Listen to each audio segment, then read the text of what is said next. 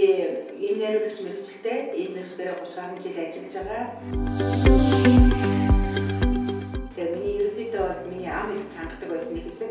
Тэгээд би өөрөө янз бүрийн будагтай дүрдэг цаг хэрэглэхээр татгалздаг. Тэгээд сүүлийн одоо эко цай гэж яддаг цэвэр ургамлын гаралтай имчилгээний цайгаа хэрэглэх аюул дуртай. Тэгээд тэр үндсэн дээр Монс брендийн одоо өөр чихрийн шижинг өөрнийх цай гэж байгаа чихрийн шижинг хамгаалах урьдчилан сэргийлэх зорилгоор энэ чихрийн шижинг цайг тогтмол хэрэгжиж ирсэн. Тэгээд 1 жил 2 жил шахав болж байгаа.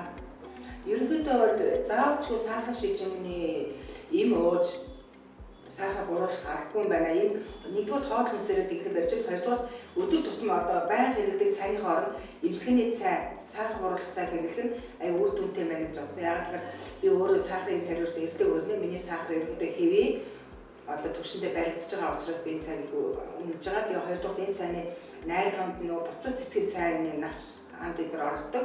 Би өөрөө нөгөө юуны өдрийн буцаг цай хэрэглэдэг байсан. Тэгээ сүйдээ болоод одоо энэ Монсын чихрийн шижинг амгалах цай угаасаа давхар 2-3 найрлагатай учраас буцаг цайгаа чирүүлж давхар сахараач бууруулж авч ирсэн надад аюу зохиомжтой 2 цай хэрэглэх хооронд 1 цай хэрэглэж байгаа гэдэг утгаараа эдийн засгийн хувьд чих хэмнэлттэй санагдаж байгаа.